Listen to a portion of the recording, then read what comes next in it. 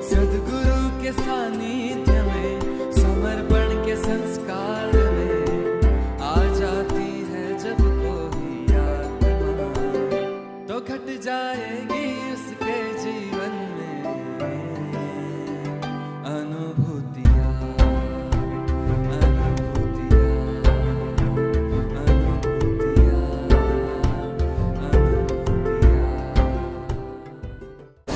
जय बाबा स्वामी। मेरा नाम योगिनी माटे है। मैं एक साइंस मैथ्स की टीचर हूँ और मैं समर्पण में 7 साल से जुड़ी हुई हूँ। मेरा घर स्वामी जी ने सेंटर करके डिक्लेयर किया हुआ है। स्वामी जी की बहुत कृपा है।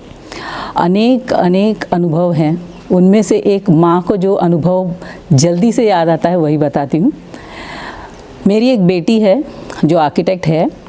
हम उसकी शादी के लिए लड़का देख रहे थे, पर स्वामी जी के प्रवचनों में हमने सुना था कि स्वामी जी को सिर्फ समर्पण करो और बाकी सब उन्हीं पर है। तो उसी प्रकार मैंने ऐसे ही किया। ये तो मैसेज हर एक माँ के लिए मैं बता रही हूँ कि बिल्कुल सोचने की ज़रूरत नहीं है कि मेरे बेटी के लिए कैसा लड़का मिलेगा, क्या ससुराल मिलेगा। नमस्कार करके बोला था, स्वामी जी आप हैं मैं जानती हूँ, और एक अच्छा वर मेरी बेटी के लिए ढूंढ कर लाइए, क्योंकि आप तो गूगल मैप की तरह हैं, ऊपर से पूरी दुनिया देखते हैं। तो जो सही है वही सुपुत्र हमारे लिए जमाई के रूप में लेकर आइए। साथ ही साथ मेरे मन में ये भी था कि मुंबई, हम नवी मुंबई में रहते हैं, तो हमको मुंबई से कहाँ से जवाई मिलेगा, क्योंकि यहाँ पर उतनी हमारी इकोनॉमिक कंडीशंस और इतने रिच नहीं हैं कि बड़े बड़े लोगों से हमारे कॉन्टैक्ट्स हैं। तो इस पर ही मैं कह सकती हूँ कि 3 महीने के बाद एक ऐसा सुंदर फैमिली हमको मिली। इसी से मैं यही कहूँगी कि छोटी से छोटी बात भी स्वामी जी को मालूम होती है कि तुम्हारे मन में क्या इच्छा है, तुम्हारे मन में किस चीज़ के बारे में क्या ज़रूरत है। हम बोलेंगे नहीं तभी भी उन तक पहुँच जाता है। ये बहुत बहुत बड़ा एहसान है स्वामी जी का हमारे जीवन पर। और इस स्ट्रेस भरी ज़िंदगी में सहारा किसे ढूंढे, तो मैं सिर्फ यही कहूँगी स्वामी जी हैं, बस दौड़े दौड़े चले आइए दांडी की तरफ। जय बाबा स्वामी। जय बाबा स्वामी। मैं पारुल कोठारी राजकोट से हूँ और गंगा पार्क सेंटर से हूँ। मेरी बाबा से जुड़ी हुई साल 2010 से जुड़ी हुई हूँ। वैसे तो 2007 से थी, लेकिन 2-3 साल छूट गया था। तो अभी मैं समर्पण में जुड़ी हुई हूँ। एक ये अनुभूति है। मैं चैतन्य महोत्सव साल तो मुझे बहुत याद नहीं आ रहा है, लेकिन काफ़ी साल हो गए। तो मेरे चैतन्य महोत्सव में मैं आना चाहती थी, तो फॉर्म वगैरह सब भर दिया था। लेकिन मेरे घर पे मेरी बड़ी सासू का देहांत हो गया। तो उस दिन चैतन्य महोत्सव में जो बस जा रही थी, उसमें सब बोले कि पारुल बहन अभी नहीं आए। तो मैंने बोला कि मैं नहीं आ सकती, मेरे घर पे ऐसा हो गया है, इसलिए मैं नहीं आ पाऊँगी। लेकिन मन में ऐसा था कि मेरे को जाना ही है। तो पूरे दिन रात को, शाम को उसका देहांत हुआ। शाम को जब बस जाने वाली थी तब मैं जा ना पाई, और दूसरे दिन सब क्रिया उनकी हो गई। फिर मैंने बोला मेरे हस्बैंड से कि मेरे को अभी तेरा जी कहाँ है। मैं बोली कि वो स्वामी जी का चैतन्य महोत्सव चल रहा है, तो दूसरा दिन वहाँ हो गया होगा, तो मेरा जी वहाँ पे है। तो फिर उन्होंने बोला तेरे को जाना है। मैं बोली हाँ मेरे को जाना है। तो उन्होंने बस टिकट करवा दी, और मुझे एक दिन में ही चैतन्य महोत्सव में जो त्यौहार आने वाला था, तो वो सब एक दिन में ही क्रिया सब करवा ली। और मैं वहाँ से नवसारी फिर आई। तो जो सिक्योरिटी वाले होते उन्होंने मुझे रोका कि बहन कहाँ जा रहे हो। मैं बोली कि मेरा सामान आप रखो, मैं चैतन्य महोत्सव में मेरे घर से ऐसा हादसा हो गया है, इसलिए मेरे घर वाले ने भेजा है। तो मुझे यहाँ नहीं रहने दो, स्वामी जी का सिर्फ प्रवचन सुनने दो। तुम सामान भी आप रखो, मैं स्वामी जी का प्रवचन सुन के फिर वापस आ जाऊंगी। उस साल उमेद भाई आए थे, उन्होंने काफ़ी राजकोट को ऐसा बोला कि चैतन्य महोत्सव अटेंड करो। तो मैं बोली कि उमेद भाई से मुझे मिलवा दो, वो बोलेंगे कि चले जाओ तो मैं चले जाऊंगी। फिर मैं आ गई और पंडाल में से स्वामी जी का आगमन ही हो रहा था, तो स्वामी जी बोले आए हुए सभी परमात्माओं को मेरा नमस्कार।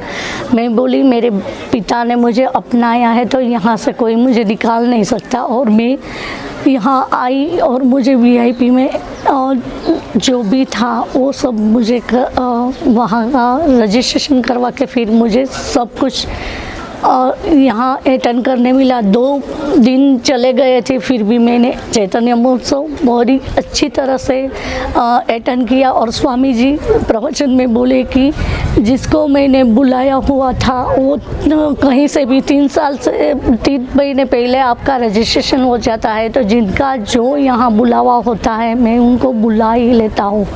तो वो मेरी इतनी अच्छी अनुभूति रही। और गुरु माँ ने भी प्रवचन में ऐसा प्रवचन किया कि शायद मेरे लिए ही हो, और उसके लिए स्वामी जी को भी थैंक यू और सभी समर्पण परिवार वाले को भी थैंक यू कि मुझे ये इस साल ये चैतन्य महोत्सव अटेंड करने मिला। धन्यवाद। जय बाबा स्वामी। जय बाबा स्वामी। मेरा नाम मीना अरुण साड़वी है और मैं बोरीवली वेस्ट सेंटर से हूँ। मैं करीबन 2012 से जुड़ी हूँ यहाँ। और जुड़ने का भी एक ऐसा समय आया कि मेरी भाई की लड़की थी, वो बहुत बार मुझे बोलती थी कि आंटी आ जाओ, लेकिन समय नहीं आया था शायद। तो 6 महीने के बाद उसने मुझे बताया कि अतुल शुक्ला जी आए हैं और उनका योगा का ये है, तो एटलीस्ट योगा में तो आ जा। तो हम लोग फिर योगा ज्वाइन किया। 17 दिन तक वो योगा चला। तो उस बीच में शुक्ला जी ने ऐसी बात की कि चाय के बारे में उन्होंने बताया कि चाय जो पीते हैं वो बहुत सेहत के लिए अच्छी नहीं होती। तो मैंने बोला उसमें क्या है, क्योंकि मैं तो बहुत चाय पीती थी, सुबह दोपहर शाम कभी भी मुझे चाय देते तो मुझे कभी ना नहीं बोलती थी मैं। तो फिर उसके बाद ऐसा हुआ कि उन्होंने जो बताया तो उसके बाद मेरे को ऐसा लगा कि वो सही में चाय पीना बुरी बात है। फिर उसके बाद ऐसा हुआ कि मैंने चाय की तपेली रखी, फिर मैंने बोला चलो आज नहीं पीते। ऐसा 2 दिन गया, फिर तीसरे दिन मुझे ऐसा हो गया कि चलो अभी छोड़ ही देते हैं। तो 3 दिन में मैंने वो चाय छोड़ दी। फिर शुक्ला जी ने एक ये दिया था, एक पैम्पलेट कि उसमें आपका फीडबैक दे दो करके।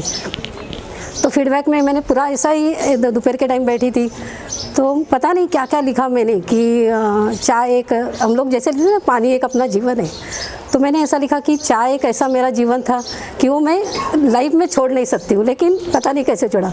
फिर मेरे मन में ऐसा है यहाँ मैं आई हूँ यानी कुछ तो यहाँ चीज़ है, तो वो चाय जिसने मुझे छुड़वाई तो कुछ तो है।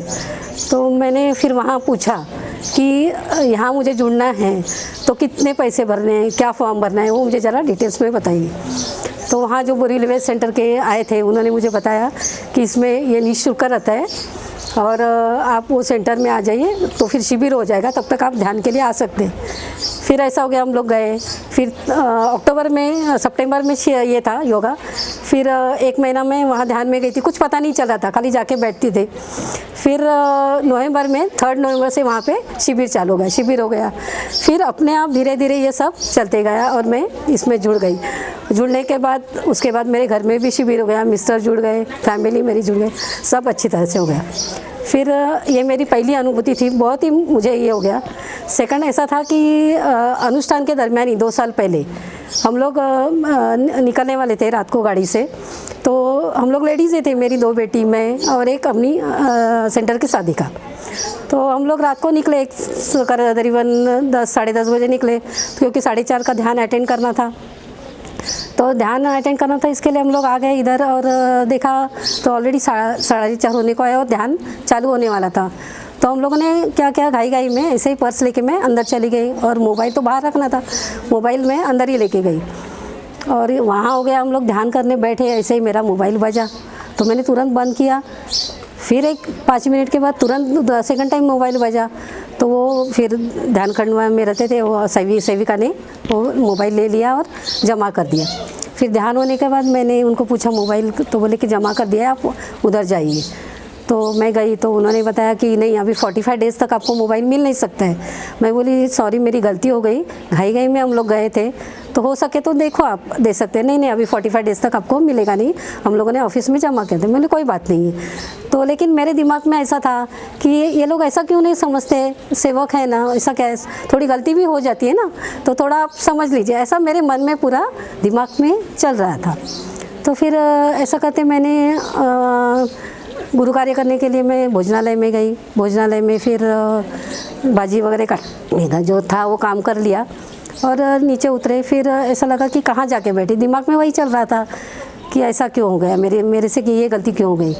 तो फिर प्रवचन का आखिरी 15-20 मिनट बाकी था, तो मैं बोली चलो ध्यान खंड में जाके बैठते हैं, सुनते हैं थोड़ा, एक 15-20 मिनट। और जैसे ही ध्यान खंड में गई और पर्स नीचे रख गई थी, तो स्वामी जी के शब्द कान पे आए कि ये जो अपना आश्रम है, तो आश्रम के नियम मैं बनाता हूँ, अपने सेवक नहीं बनाते। तो अपना जो नियम है वो सबका पालन सबने साधक ने करना चाहिए।